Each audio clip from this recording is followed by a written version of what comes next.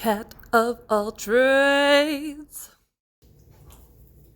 Hey friends, welcome to another Cat of all trades. We are starting our creating series today. So I'm actually gonna be doing a little drafting tutorial for you, just teaching you how to make a basic legging pattern. I thought we'd start with that. Super easy, it's really fun. So from your measurements, you're going to need your waist measurement, you're gonna need your hip measurement, you're gonna need your crotch measurement, so that's the depth, so that's going from your waist round to your waist, between your legs, obviously, that's where your crotch seam is. And then you're also gonna need your inseam measurement and your ankle measurement. You might wanna also just check your calves and your thighs, because when you're drafting, obviously you're dealing with straight lines, your body is curvy, and you might need a little extra space in some areas depending just what your body distribution is like. Some people have really curvy calves, some people have flat calves, thick thighs, skinny thighs, whatever, you figure it out. This is for you, measure for you, draft for you, and who cares? So we're gonna start by drawing your center line. Black pen, hopefully you can see that. So we've got a line. This is basically your side seam, because we're gonna do a simplified legging pattern. So there's only gonna be one seam down your leg and then your crotch. So I guess there's two seams, and then however you finish it, we'll go over those things later. But that's that.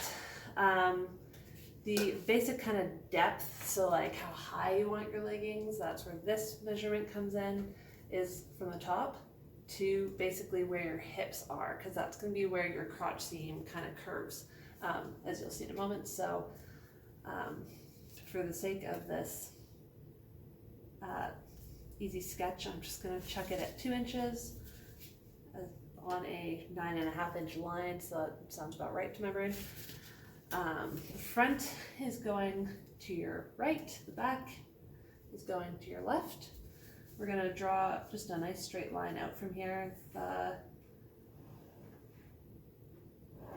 And that's going to be where your crotch depth is. So this is actually going to be your hip measurement line. So let's say your hips are, I don't know, 40, mine are about 40. So you're going to divide that by 2, because obviously you've got 2 pieces to your pattern, and when it all wraps around, that is your total circumference. So you've got 2 pieces of pattern, so you divide your hip measurement by 2, so that'd be 20. I'm just going to do a tiny scale, so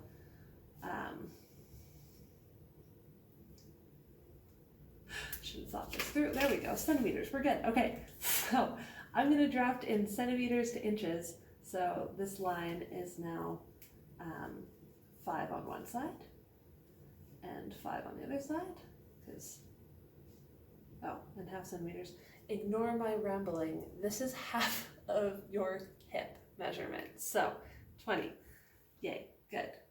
That's there and that's there. Often when I'm doing leggings, I will measure my front hips and my back hips, because obviously my back hips has my butt, and that has more measurement circumference than the front half does. So it's often more like 2/5 to 3/5. So, but that does help. So I'm just gonna adjust for that by, this is moving in a bit, this is moving out a bit. Yay. So that's my hip line. The waistline is at the top.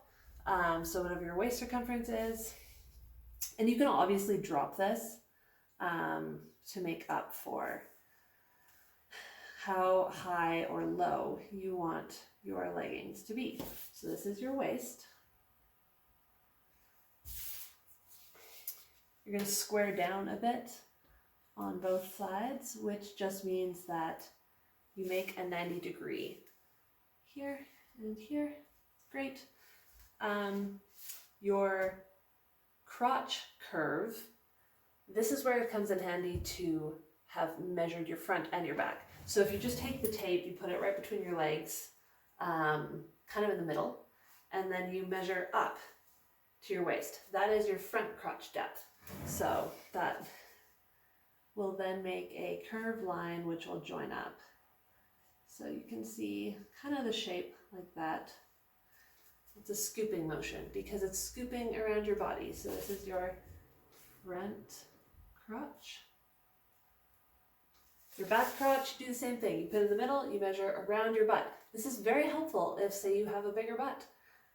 This allows for that extra fabric that you need. If you have a smaller butt, it's also great because then you can make it a little bit less deep, but this is similar thing. So you've got a curve. You will have a deeper curve on the back than you will in the front just because you have a butt. Unless you carry your weight more in the front, in which case you'll have a bit more curve on the front. Do it for your body.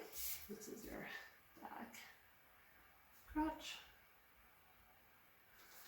It is helpful to mark your knee,